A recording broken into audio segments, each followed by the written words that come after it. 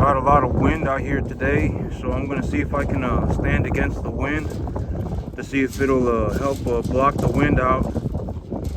But this morning the temperature actually dropped to like 40 degrees. It's like a 40. It was like 40, and now it's going up to 70. And oh well, if there's wind on the video, then there's wind on the video. But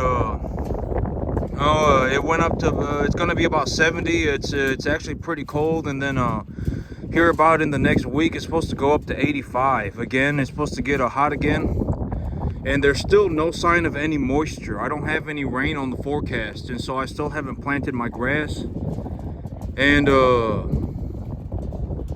this whole thing about the winter wheat forage max, one thing I figured out about the forage max is that it might be a winter wheat, but if it gets enough moisture, like in the spring, we tend to get more rain in the spring than any other time of the year. We tend to get more rain in the spring, and if there's an ample amount of moisture, the grass actually will not die. And so I was like, even if I plant it late, it's not really that big of a deal, because even if I plant it late, I can just keep the grass on the field until later next year. And so it's not that big of a deal. I just don't have any moisture. And also I purchased a whole bunch of feed. A long time ago, I purchased a whole bunch of feed. I put a whole bunch of feed away. And so I'm not really in any sort of a bind. I have enough feed to I could feed these animals for probably another 8 months. Even if I had them on just a complete mixed ration, I could probably feed these animals for another 8 months.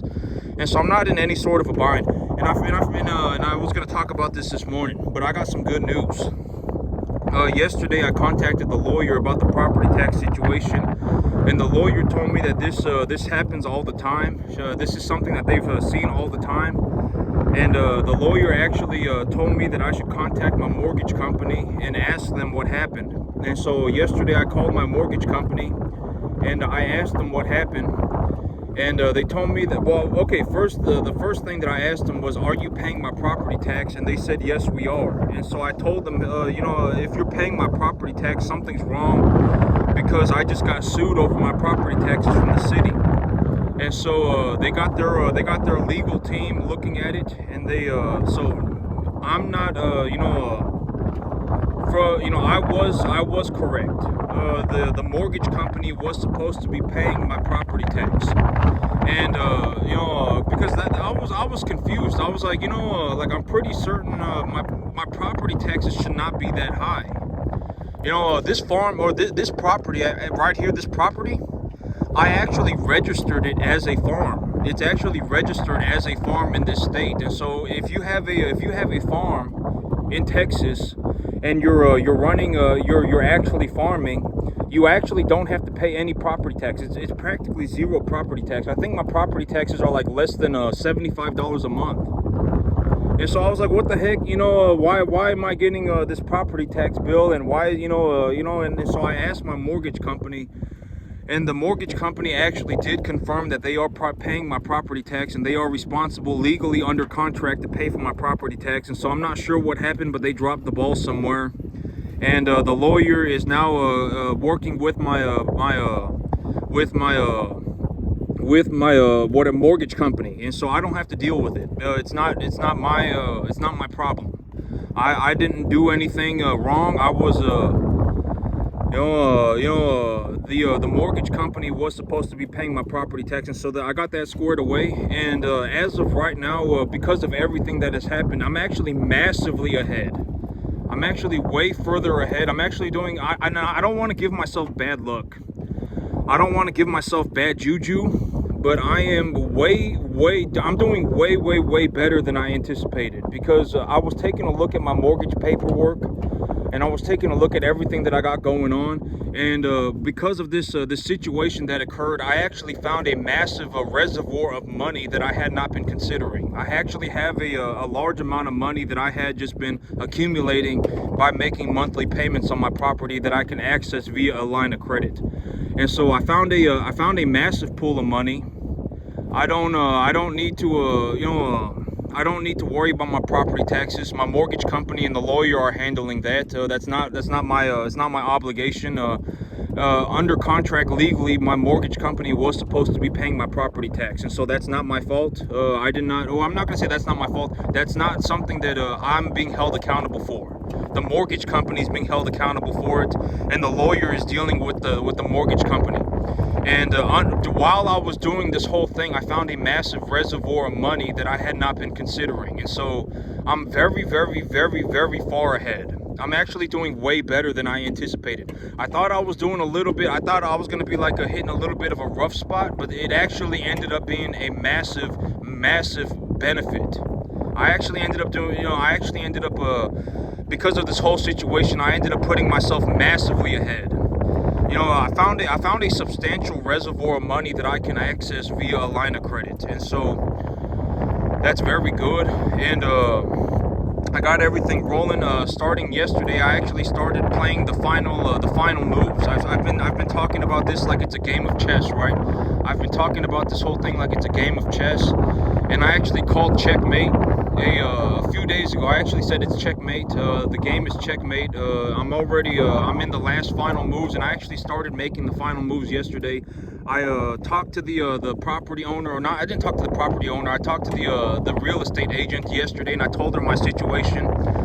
I told her that I want to just finance the whole deal, because if I finance the whole deal, I mean, it's going to make the difference on the monthly payment is going to be negligible. And I've actually so I communicated with her yesterday, and I'm pretty sure they're going to give me the 2-month extension. I told her I just need until the end of December to get everything squared away, and I will have it done 100%. I'm not in a bad spot. I'm not in a bad spot. I just need a little bit of time, right? Like, I'm not in a situation where it's like I just completely messed up everything. I had no idea what was going on. I went on a mystical, magical. It's not like that for me, right? It's like I got everything done. I'm doing very well. I just need the 2 months, right? I was talking about this from the very beginning, but so it's been about 4 months since I started this whole option contract on this new property, right? And when I first started the option contract, I actually was saying that I need a 1-year option, because if I had a 1-year option, that would give me ample amount of time to do everything. But the shortest amount of time that I could do everything was in 6 months. Right, I actually said that word for word. The shortest amount of time that I could really do everything is in 6 months. And so I really need until the end of December to get everything done. And so I communicated that with her, and I showed her, my plan, and I showed her the what I'm doing. And I'm pretty certain, I got a good feeling that they're going to say okay. They're just going to give me until the end of December. I told them, like, it's not like I'm getting cold feet, right? It's not like I want to back out of the deal. It's not like I changed my mind. It's not like I completely messed everything up. I just need a little bit of time. And if I have until the end of December, I can get it all done. And so they said okay. And so I'm actually or I'm not. They didn't say okay, but my real estate agent said okay, and she's gonna talk to the other party about it. And I think that they're gonna say okay, because it's not some like ridiculous plan, right? It's not like, oh my God, I'm gonna throw a Hail Mary into the middle of nowhere. I just need 2 months. And the man who's actually selling me the property is actually a cattleman himself. I've actually gone over and I've seen his cattle, and he's actually a cattleman himself, and so he knows that these cattle are worth something, right? And so, I told them my plan. I showed them the numbers, and it's a very reasonable plan. I just need a little bit of time, and I think that I'm going to get the okay. I can have everything done by the end of December, and once that happens, I'm good to go. I got everything done. I got everything done right on time. The plan was good. It wasn't a perfect game, but I had a few things happen that that it was just kind of a curveball, but everything worked out. It actually worked out very, very well. But at the end of the day, I did not play a perfect game. I did not consider the possibility of every move that occurred. I was probably about 93% correct. I was probably about 93, maybe even 95% correct. But the 5 to 7% that I was incorrect actually worked out to be massively in my favor. I actually ended up doing way better than I expected because of this problem that occurred. I know I got a lot of wind, and I'm going to see if I can block out as much of the wind as possible. but the 5 to 7% that I miscalculated, or it's not that I even miscalculated. It's just like if you think about the universe for what it is, and I always say when you make a plan, there is no way that you're gonna have a perfect plan. Your plan is I always say that plans are for direction, right? Plans are for direction, and your plans, and when you come up with things, they should be objectively correct. You should not be throwing a Hail Mary into the middle of nowhere for no reason. All right, you should not be going on a mystical, magical journey. You should really think about it. And when I think about my plan was about 93 to 95% correct. But the 5 to 7% that I was incorrect actually at the end turned out to be massively in my favor. They turned out to be massively in my favor. There were things that I did not consider that actually ended up to, give me a massive reservoir of money, and et cetera, et cetera. And so the things that I was incorrect about at the end of the day actually worked out drastically in my favor. And so, at the end of the day, it's just, I did not plan for all of this. I planned for maybe 93% of it. I planned for maybe 95% of it. But the 5 to 7% that I did not plan actually worked out in my favor. Truth be told, I'm just going to be honest. And so, that's what I see. And so, right now I got everything done. Everything's going okay. And I was going to talk about this. But the new business plan, I'm actually kind of rethinking the things that I'm doing, and I'm considering where do I see myself in a year? Where do I think what like if I'm gonna make a plan for 1 year, what do I want my plan to be? And I don't want this 50-acre field that I'm purchasing to be my end-all be-all. I don't want to be in a situation where I'm farming 60 acres for the rest of my life, making whatever $500,000 a year. I don't want to do that. What I want to do is utilize this field as a halfway point for me getting to where I want to be in a year. And I want to purchase a very big piece of land. And so I was thinking about it, and I was like, you know what? I'm not going to split my chops open. I'm not going to push myself balls to the wall on this new property. What I'm going to do is I'm going to stabilize myself at $15,000 a month. I'm going to stabilize my farms at $15,000 a month of net profit. When I'm making $15,000 a month of net profit, I'll probably be doing about $500,000, $600,000 a year or so. I'll be I'll probably be doing about maybe about $300,000, $400,000 a year. And I'll stabilize myself at $15,000 a month of net profit. And when I can stabilize myself at a net profit of $15,000 a month, I'm going to buy myself a new truck. I'm going to buy myself a big trailer. And then I'm going to buy myself a new piece of land. And when I buy the new piece of land, I'm going to buy a very big one. I'm going to buy a very, very, very big ranch. That's the big goal. And so I'm not going to push myself to really split my chops open to make a couple extra $1,000 a month. In terms of the long term, that few extra thousand is not going to do anything, right? An extra whatever, $10,000 a month is not going to do anything. In terms of the long term, if I stabilize myself at $15,000 a month and then of net profit, and then I buy myself a very large field, I can increase my income by like tenfold. I can actually take myself to I don't know, but it's going to be a large amount of money. And so that's actually a better idea in terms of the long term, in terms of where do I see myself going in a year? Where do I see myself in a year? How am I going to do it? How am I going to do it? Where do I see myself in a year? That's my plan. I want to stabilize my new field. I don't want to be in a situation where I'm farming 60 acres for the rest of my life. I'm gonna, I don't want to split my chops open for an extra whatever, $10,000. I don't want to split my chops open for an extra 10 grand a month. What I'm going to do is I'm going to stabilize my fields, and I'm going to stabilize my business at $15,000 a month of net profit. I'm going to take the profit and I'm going to buy myself a new truck with cash, and then I'm going to buy myself a trailer. And then I'm going to go and buy myself a very big piece of land. I'm going to go and buy myself a very big one. That's the plan. And, and so that's where I see myself in a year. And as of right this moment, things are going way better than I expected. With everything going on right now, things are actually going much better than I anticipated. I did not plan for things to go this good. I planned for things to, I planned for about 93 to 95% of it. I would say that, okay, like if you go back and you watch my video, you're gonna understand. Like you will actually see, like you will actually get to see that I had actually planned like 95% of this, right? I was gonna bring in this type of cattle. I was gonna pay this much money for them. I was gonna put them on this type of feed. I was gonna get them to this market weight within this amount of time. I was gonna bring home this many animals every 2 weeks. You're actually gonna see that I actually planned about 95% of this, right? And I was 95% correct. Right, I was about 95% correct, but the 5% that I was incorrect actually worked out massively in my favor.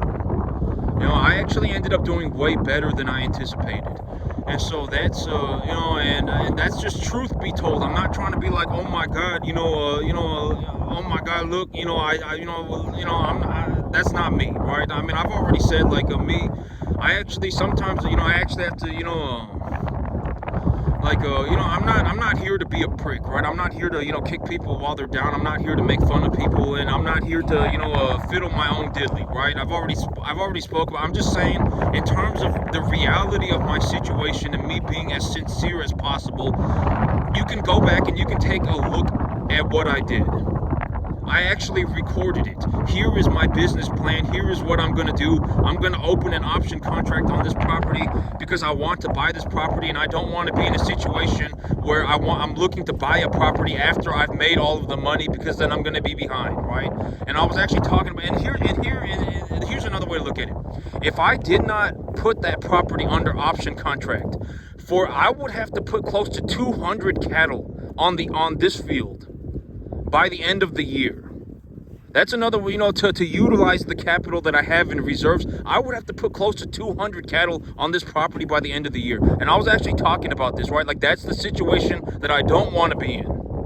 I don't want to be in a situation where I have 200 cattle on a 10.5 acre field, right? I actually said that, something like that.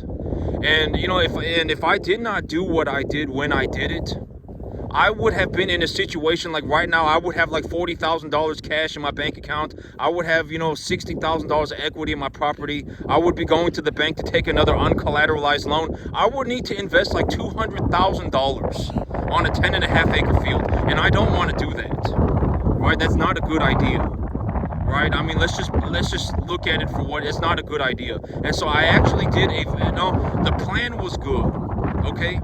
The plan was not perfect, but it actually, in terms of reality, like, I don't even know if in terms of reality, my plan actually worked out better than I anticipated, and it was not entirely my doing.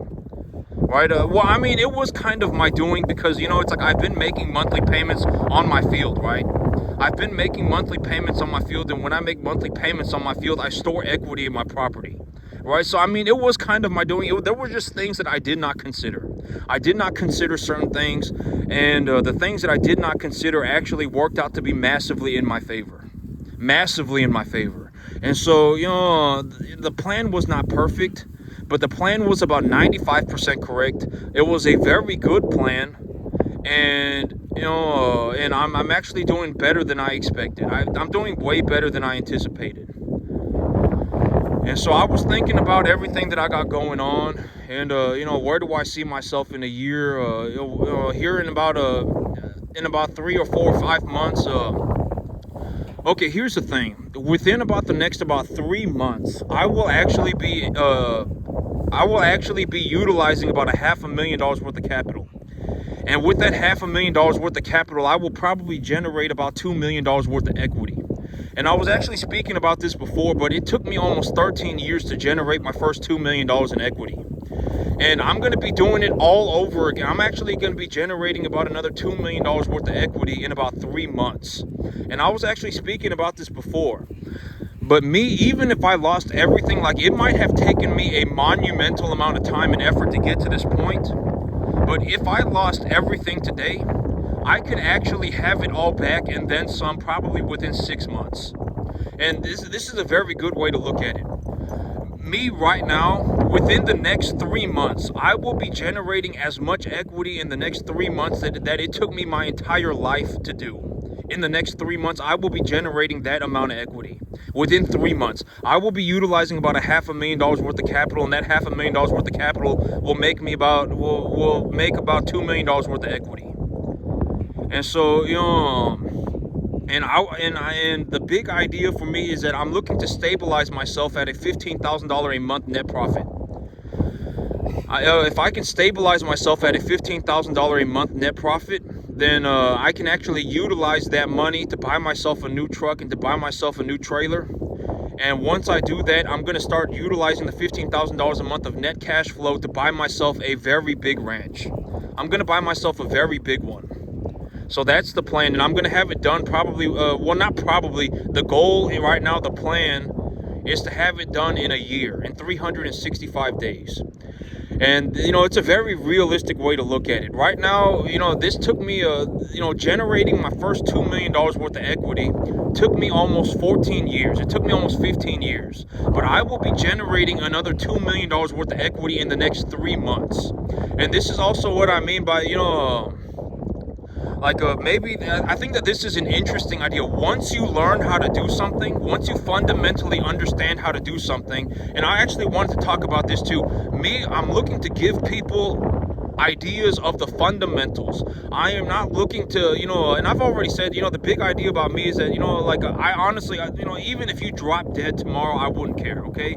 If there's 500 of you watching my video, if all 500 of you drop dead tomorrow, I do not care. Whatever it is that, I do not care, okay? I legitimately don't. The big idea is for me to introduce fundamental ideas to you so that you have a good basis to build upon. Because, okay, here is this, and you're going to hear me talk about this all the time, but you don't want to be misinformed. If what you know is wrong, you are probably going to die that way. You are probably going to die like that. If you have been taught the wrong thing, you're probably going to die like that. You're probably not ever going to recover from having been misinformed. Probably not ever. If you think fertilizer damages the environment, okay, and here's what I mean.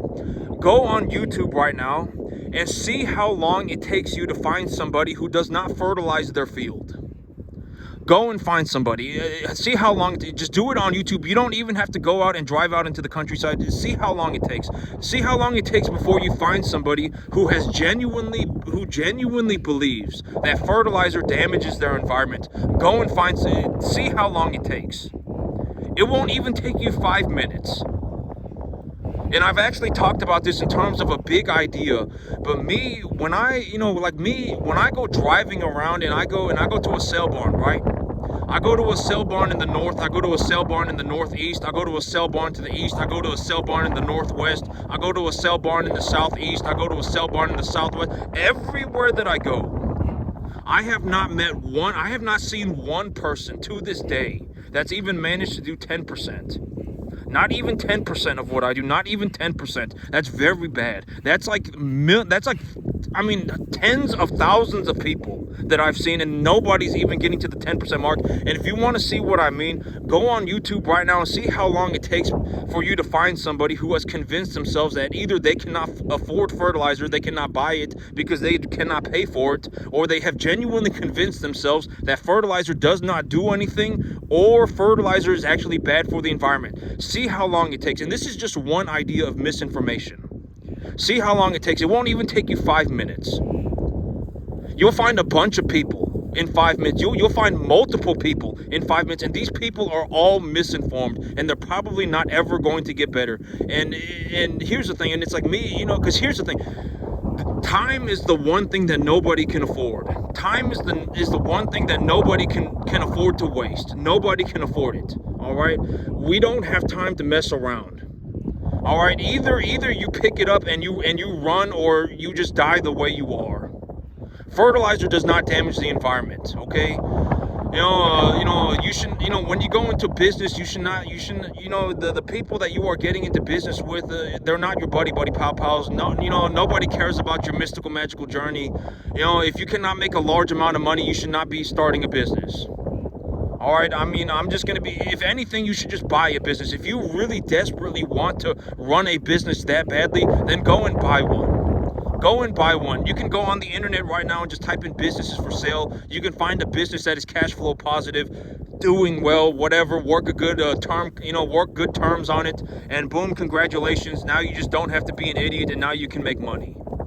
All right, I mean, if you're misinformed, you are probably, you don't need $10 million to be rich. Whatever the misinformation that you have come across, that if you are misinformed about anything, you are going to die that way. It does not matter. You're probably not ever going to recover. If you're sitting there watching my video right now thinking, oh my God, fertilizer damages the environment, oh my God, running cattle, domesticating animals like this is a crime, and oh my God, this is domesticating animals is animal abuse, and it's like, are you legitimately dumb? If we did not farm, people would starve in mass. If we did not fertilize our crops, people would starve in mass. Massive levels of starvation. It's not, and if you're gonna be an idiot, keep it to yourself, right? I always say this, it's like, don't go around spreading misinformation to other people. Because if you're poor and you're poor by yourself, if you're an idiot and you're an idiot by yourself, then that's fine. Right? I mean, you can just, one day you'll drop dead, and then it's whatever. But if you start turning other people into idiots, if you start turning other people into poor people, that's not good. That's the worst thing that you can do as a poor person. That is the worst thing that you can do as an idiot. Right? And I talk about this all the time, but me, even if I made $10 million a year for the rest of my life, if I made $10 million a year for the next 50 years, I would only have $500 million. Think about it. There are people on the planet right now with $100 billion. Right? I mean, $500 million is definitely doable. Right? And when I take a look at everything that I'm doing, for me to make $10 million, I would just have to do everything 5 times over. If I just did this all again 5 times, I would have $10 million. It's not impossible. And so it's like,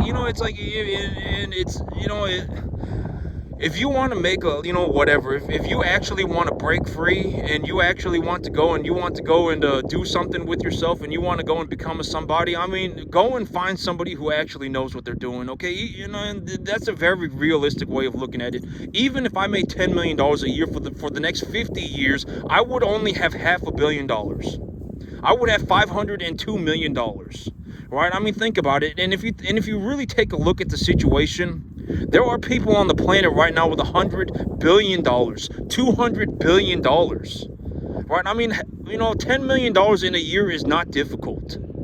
It is not difficult, and it is nowhere near impossible. Nowhere near. It's not even impossible. And if you actually want to take a look at, the numbers for what they are, it took me almost 15 years to generate my first $2 million in equity. It took me almost 15 years. And in the next 3 months, maybe 5 months, I will have generated another $2 million in equity. It will only take me 5 months. And I was actually talking about this, even if I lost everything tomorrow, in terms of my monetary possessions, even if I lost all of my land, I lost all of my cattle, I legitimately started from $0, I could make $2 million I could generate $2 million in equity like in 6 months. Right? I mean, why? Because I already know how to do it. Right? I mean, it's like, when you take a look at all of this, when you take a look at my farm, what does this cost me? This costs me nothing. This makes me money. Right? This makes me money. Right? And it's like, the money, it doesn't, when you actually understand that you can utilize money to make money, that I think that is when, that's kind of like the thing that, I am looking to introduce. You can actually grow your money. Like if you invest properly, you can actually have money turn into more money. Right? That's the big idea of investing. And it's like, when you invest, what should you invest in? Right? An equitable asset that can be appreciated profitably. What makes something equitable? When it's valuable to everybody and not just you. Right? How do you find out what the monetary value of that equity is? You ask somebody who knows the asset, and they will appraise it for you. right? That's how you do it. You ask an expert, and they will tell you what the appraisal value of your asset is. That's how you do it. And then when you appreciate the value of an asset profitably, you are making your money via what? An unrealized gain. And if you have unrealized gains, those gains are not taxable. They are only taxable when you realize your gains. And when you realize your gains, you can do what with that money? Invest it in a way that reduces your income tax burdens. Right? Boom. By doing what? Purchasing tax deductible assets. Congratulations. You have, that's how you make money. That's how you make money. It does not matter how you do it. You could be purchasing, real estate. You could be purchasing businesses. You could be purchasing, it does not matter what asset you buy. As long as it is equitable and it's producing a positive return. Yeah, and realistically, if you really want to make a large amount of money, you should also have an understanding of how you yourself as an individual can actually appreciate the value of the asset yourself. And if you can appreciate the value of an asset yourself knowledgeably, if you can do it yourself, then you are a high-level investor, and you can effectively print as much money as you want. As much money as you want. I mean, until, have fun. You want to make $10 million in a year, go for it. I mean, nothing's stopping you. You want to go and make $500 billion. I mean, go for it. Why not? Even if if you want to make $500 billion, go for it. Why not? Right? I mean, you want to make $500 million, go for it. Why not? You can effectively do anything. Not do anything, but you can make as much money as you want. Once you understand these concepts, you can make as much money as you want. You can actually use your money to grow your money. And I've talked about this, but the big idea is to get to a point where the appreciation of your assets far outweighs anything that you could possibly be spending money on. Like if the appreciation of your assets is like $15,000 a month and your monthly expenses are $5,000, then that's very good. You want to get to a point where you have surrounded yourself with appreciating assets. That's the big plan. That's the overall goal. You want to surround yourself with assets that you can knowledgeably appreciate by yourself, knowledgeably do it on your own. And when you can surround yourself with appreciating assets that you knowledgeably understand and have the capacity to appreciate, you can make as much money as you want. And when the appreciation value of your assets far outweighs anything that you spend money on, then you're effectively in a massive monetary return loop. You are generating large amounts of money. And that's how you end up in a situation like me. Right? I mean, it took me almost 15 years to generate my first $2 million. But within the next 3 to 5 months, I will have generated another $2 million. It will only take me 5 months to do it. It will only take me 5 months to do what took me the first 15 years. And this is, but once you know how to do it, you can essentially just do it when until you can't do it anymore. I mean, effectively, right? And I mean, maybe one day you get to a point where you're just like, whatever, right? I mean, you're just gonna call it a day, right? But I mean, whatever, you can effectively do it, as much as you want, right? I mean, you want to go and whatever, right? You can do it until you can't do it anymore, and then but that's how it turns out. And so, oh yeah, yesterday, this is some 308 ammo. I actually bought myself I actually made a little short video on some cheap ammo. I actually found some copper-plated hollow point 308 Federal Power Shocks, and I posted a short video, but I actually ended up buying all of it. They were selling it for like $15 a box delivered. And so I was like, what the heck, copper-plated hollow point 308, and I posted the video, but I actually ended up buying all of it myself. There was only 17 boxes that they were selling at that discounted price, and I ended up buying all of it, and so that's what happened to that video yesterday. I had posted a video, and it was like a super premium, super cheap 308 hunting ammo. And I removed that video because I felt kind of like a dick that I posted that video and I was showing the price, and then I ended up buying all of it. So they only had 17 boxes for sale, and I ended up buying all of it. So yeah, but, and they got a rebate on it, and I ended up getting at the end of the day, I ended up paying less than $14 a box for 308, copper plated 308. And so I was like, that's enough hunting ammo. That's enough 308 ammunition to last me probably 2 years. I don't really shoot much 308. I don't shoot much 308, and so but I removed that video. But I did end up buying a whole bunch of super cheap, super high quality 308 ammo yesterday. And if you want to take a look at these 3 bullets, I actually brought these 3 bullets up because I thought it was interesting. And it's almost hunting season, right? I mean, I'm pretty sure it's already hunting season for a lot of people. Here in Texas, you can hunt hogs whenever you want, and I think deer season starts in November, but it's almost hunting season. But also ammo prices have been steadily going up. Ammo prices have been steadily going up, and so you might want to buy some hunting ammunition. If you're looking to buy hunting ammo, you might want to buy your hunting ammo before the election, because prices might go up for a bit. Prices might be going up for the next 6 months. But I brought these 3 types of ammo out here because this to just give you something to consider. But this is a hollow point, and if you take a look at it, you're going to see that the tip of the bullet is actually empty.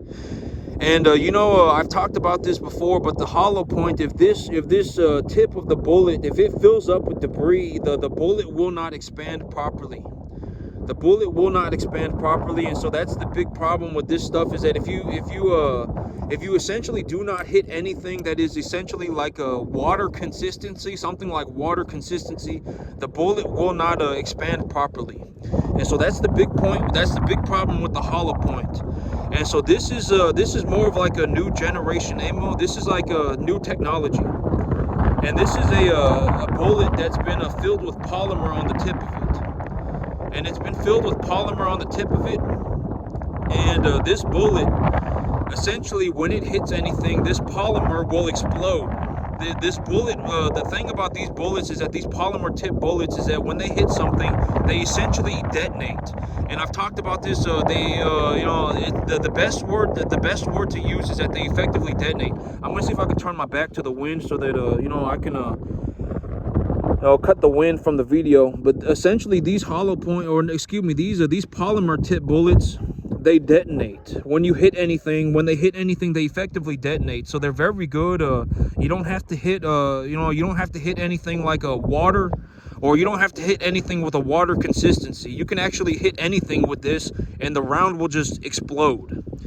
But the bad problem with this is if you hunt with something like this, you're gonna have a lot of like shrapnel. There's going to be a lot of shrapnel in the animal. There's going to be a lot of little pieces of metal and things all over the carcass, and so that's not very good.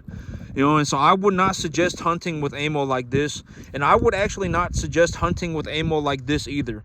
I've actually seen an animal get hit with a hollow point bullet, and it's not very. I remember one time there was a deer got hit by a hollow point, and probably like a 14-inch piece of its back went flying through the air. I mean, it's not good. I mean, you don't want.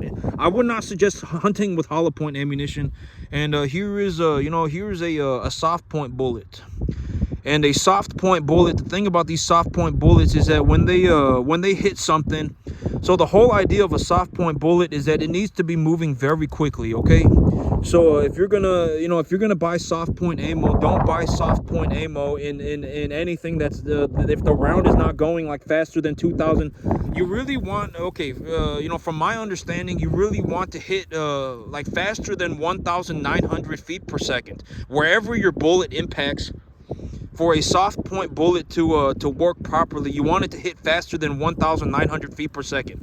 And so this round comes out the muzzle at about 2,700, and it stays over 1,900 until about 350, 400 yards. And so the way that these bullets work is that when they hit something, you see the tip of this bullet right here? It's soft. And so when it hits something, it will actually crush the bullet and open the bullet up like a mushroom.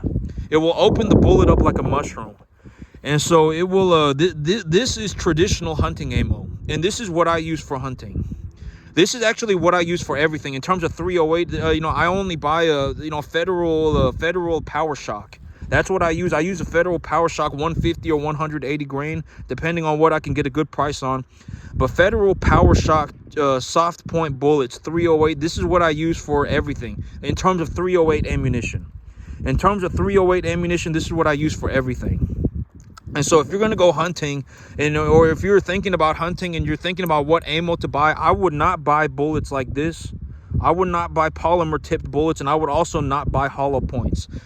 You know, they're just not good hunting ammunition. You know, I can talk about that if, you know, but just you know, I'm just giving you the best information that I can. Okay, I'm not lying to you. I'm not you know, trying to, you know, I'm not trying to sell you anything. You know, I'm not like a spokesman for ammunition. I'm just giving you the best information that I can. You know, and it's almost hunting season. You can get a hunting pass for like $50, and you can go and you can try and hunt something. And you know, but this is the ammunition that I would buy. It's a soft point. It's a soft point bullet, and the way these soft point bullets work is that they need to be moving very quickly. They need to be going faster than 1,900 or so feet per second when they impact anything, or they will not open up properly. And so you know, this is the ammunition that I use, soft point ammunition. And you know, I'll probably go hunting this year when it gets cooler outside. You know, and the flies die down. When the flies die down, I'll go hunting. But here in Texas, you don't know. Okay, but here in Texas, almost everything is flat. Like anywhere you go, like you know, if you're hunting up in the mountains, it's going to be different. And so you know, like if you're hunting up in the mountains, because here's the thing, like if you're hunting up in the mountains, like you can go up to the top of a mountain, right? Like let's say that there's a mountain over there. You can go up to the top of the mountain and you can actually see in every direction. You can probably see like 1,000 yards in every direction. If you have a pair of binoculars, you can see everywhere, and you can sit up there with your little elk horn, right? You can call for elk, right? I mean, you can sit there with your little elk horn and you can call for elk and, you know, see if anything comes running towards you. But here in Texas, everything is flat. Everything is flat. Sometimes you have a little hill, and there are trees everywhere. A lot of these hunting places, there are trees everywhere, and so you're not going to really be able to see anything. And so hunting here in Texas is not really a good idea. You know, almost everybody here, baits. They'll put a little a corn feeder out, right? They'll put a little corn feeder out, and they'll put up trail cameras, and they'll see if hogs are taking it. And you know, and almost everybody here uses bait stations. You know, you put up a little $100 feed corn dropper thing, corn feeder, and then you just put up a you know, and then you just see if anything comes forward. And but you know, like if you're in the mountains, I mean, you know, and you want to go hunting for elk, I mean, you could probably find something. But here in Texas, you're probably almost never going to find anything. But you know, I'll still probably end up going hunting at some point. I probably will. And I ended up buying a whole bunch of super cheap 308 ammo. And so I'm super happy about that. I actually bought 17 boxes for like $200. It was like $200. It was maybe like it was $200 for 17 boxes of 308 ammo. And I was like, oh my god, I got it for under $14 a box. And so I was super happy about that. But I ended up buying everything for myself. And I was like, you know, you snooze, you lose. And so, you know, there's a reason that I bought it. And, you know, and so it is what it is. Sucks to suck. No, I'm just playing with y'all. You know, but yeah, I mean, you snooze, you lose. And so I bought all of it. And so that's it for me today, YouTube. Y'all have a good one.